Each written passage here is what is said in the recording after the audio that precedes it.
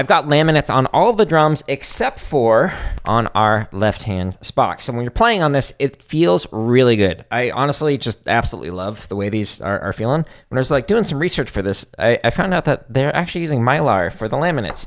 So that's why it feels so close to like playing on Mylar heads on tenors. When you're playing on this, there's a very big difference in the articulation and the sound quality and the volume from playing with a laminate and playing without the laminate, like this one.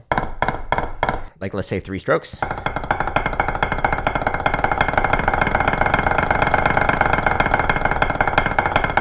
Without the laminate, it sounds like this.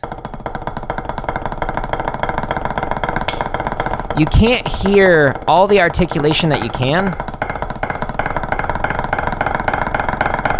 with a laminate. So if you're playing fast strokes, whether it's a 3-stroke like I was just doing or 2 strokes or whatever, you're not able to hear the articulation and the shortness of the sound that you can when playing with a laminate. So why is that important to consider? So if you are playing with a laminate on, it's going to make it so your notes sound shorter. There's less resonance to it. That is going to make it so that you can actually hear the rhythms better than you can if you're playing without the laminate on it. So even though this is quieter and it might not annoy people, it's not going to allow you to work on cleaning up fast rolls or 3 strokes or 4s or whatever as you would with laminates. Another downside to playing on the pad without the laminates is it actually creates this like little bit of friction when you are doing a scrape or sweep.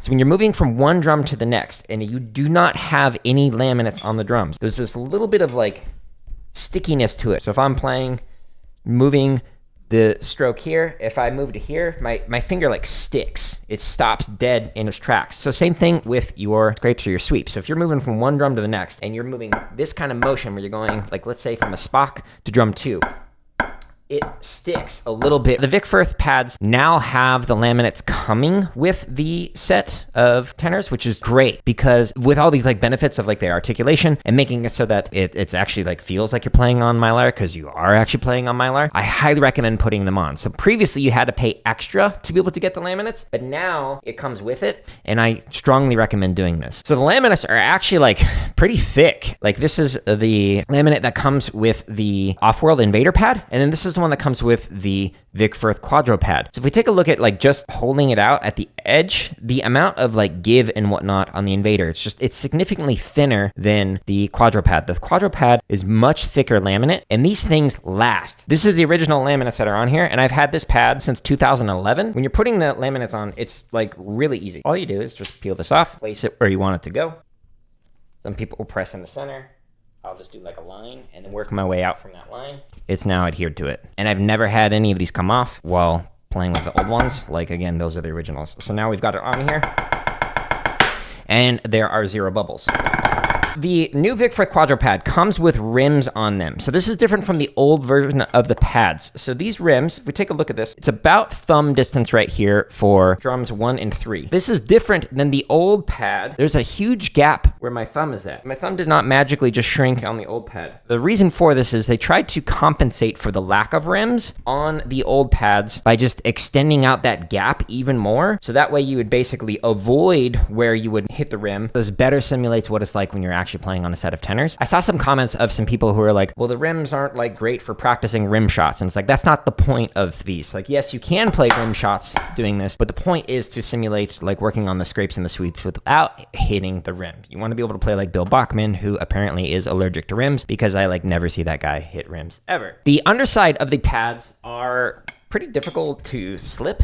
And the reason for that is because of this padding that they've got underneath it. It's not going to slide away from you, which is like one of the issues that I have with some other drum pads where when you're playing on it, it's just like constantly moving. Some tenor pads will have holes cut in underneath each one of the drums, and this makes it so that you can have different pitches. So when you're playing through it, instead of making it all sound the same like this,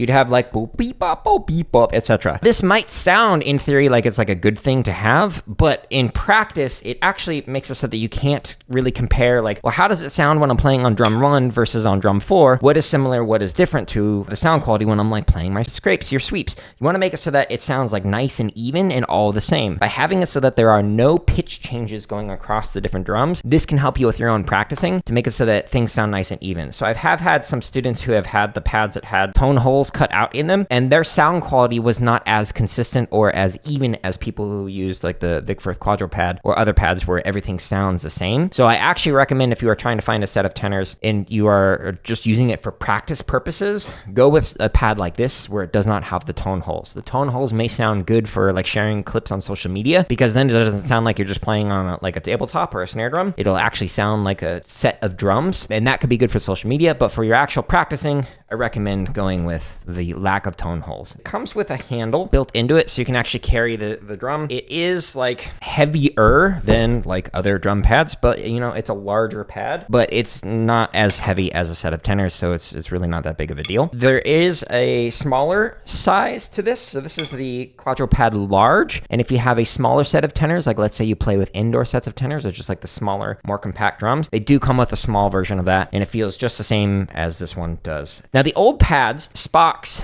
detached from the pad. So you had to choose whether or not you're going to put one spock on, like I've got right here, or two spocks. So if you were teaching like multiple different lines, or if you were performing on multiple different lines and some of them had 5 drums and some of them had 6 drums, it was like, well, what do I do? Do I put the 2 different pads down and you had to adhere this onto here? But the new design accommodates for that. So it's got the center drum. If you're playing with 5, you'll play right here and then those. But if you have 6s, you can play on these 2 drums and right here and right here. So this is fantastic design that makes it so that you can have your cake and eat it too, in terms of being able to have 5 drums or 6 drums. So the Quadropad comes in 2 different sizes. So you can get a small size, you can get a large size. It's the same design and whatnot, but it only comes in this color, and it is relatively expensive compared to the old set. However, it comes with the laminates. And again, I highly recommend going with the laminates. The only reason why you would not want to go with the laminates is if you really need to focus on like playing quieter, but you can do stuff like putting a towel on top of your drum if you need to. But in general, it's not as customizable as like some other drum pads where you can get like different colors and different rims or different whatever. But Vic Firth is a very reputable company. They are a solid brand that I've had decades worth of experience with, and I highly recommend them. So I've had 0 issues with their products over the years. This pad I bought in 2011, and then the small pad I bought years before that, and I taught privately on them, had well over 20 students that would come like each weekend. We would play on the pads all the time and have had 0 issues with it. So even though the pads are like relatively expensive, they will last you a very long time. So even if you buy these pads like secondhand from somebody, odds are they're going to still be great, as long as like somebody's not, you know, throwing it in the back of like a pickup truck bed or something and like completely damaging it. But this is a 14-year-old drum pad right here, and it still survives with the original laminates on it. It is an investment in terms of your money, but it is a quality investment that will last you an extended period of time. I did not accept any kind of payment for this review, so this is just my honest thoughts on it. I highly recommend the pad. So if you want to find more percussion resources, this is linked at the top of the screen, but you could find 56 chop exercises currently, over 900 grid variations, over 100 timing exercises, 55 drum charts for straight and swung, over 400 marching bass exercises, just under 300 technique exercises, and then a bunch of drumming tips and lessons and full live stream sessions and whatnot. If you enjoy this content, just share it with somebody else. It helps me out.